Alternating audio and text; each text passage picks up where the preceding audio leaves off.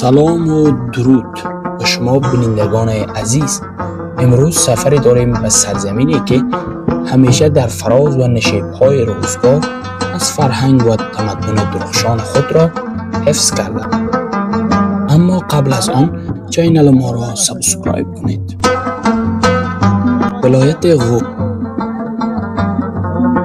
شاید وقتی از تاریخ و هنر افغانستان سخن میزنیم ذهن بسیاری‌ها به هرات، بامیان، کابل میروند. در میان کوهستان‌های فراموش نشدنی ولایت غور اثری نهفته است که کمتر نامش شنیده ایم.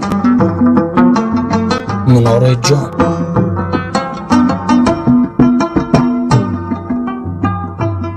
منار جام در منطقه‌های دورافتاده در کنار رودخانه‌های حریرات جام قد برافراخته است. ارتفاع آن حدود 65 متر و از دور مانند شمعی در دل کوهستان‌ها می‌درخشد.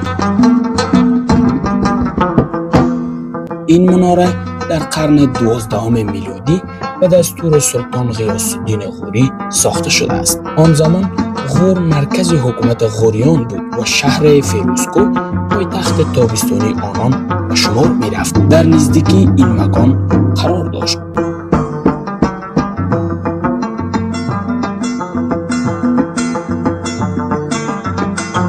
تاریخ‌دانان می‌گویند منار جام در حقیقت نمادی از قدرت شکوفایی غوریان بوده است. معماران این مناره به راستی شگفت انگیز است. پایه آن 8 صلب و طبقه ها یکی بر پایه دیگر روی هم نشسته اند. سطح بیرونی این منار با طراحی های هندسی، نقش های اسلمی و خطوط کافی نظم مزین شده است. آیات قرآن کریم با کوشه های فیروزه‌ای بر پیکر این منار می‌درخشد. جلوه های روحانی و هنری به سزای بخشنده اند. اگر منار جام را با قد منار در دهلی مقایسه کنیم درمیابیم که این دو همزمان ساخته شده اند. هر دو نشان دهنده گسترش هنر اسلامی در منطقه اند.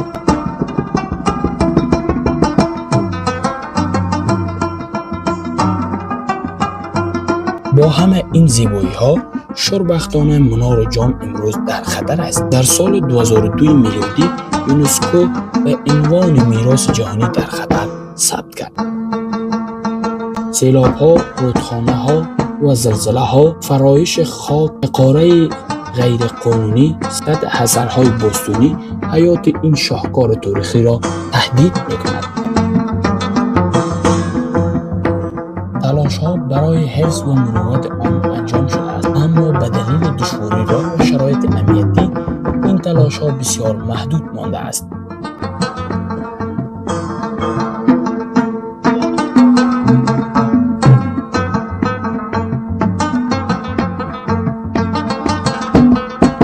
این منار تنها یک بنای آجور نیست. این بنا یادگاری از تمدنی است که نشان می‌دهد افغانستان نه تنها سرزمین جنگ بلکه سرزمین فرهنگ، دانش، هنر بوده است. این اثر به ما یاد آوری می‌کند که ریشه‌های ما عمیق‌تر از حوادث امروزند. ما واژگان تمدنی هستیم که باید آن را راهپیمایی کنیم.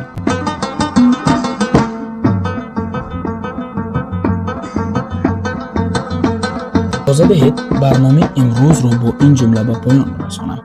منار جام در دل کوهستان‌های غور نه تنها یک بنای تاریخی بلکه چراغی بر جهانیان که افغانستان سرزمین زیبای فرهنگ، جلوه و مقاومت است. بود برنامه امروز. تا برنامه بعد، وقت خوش. خدا نگهدار.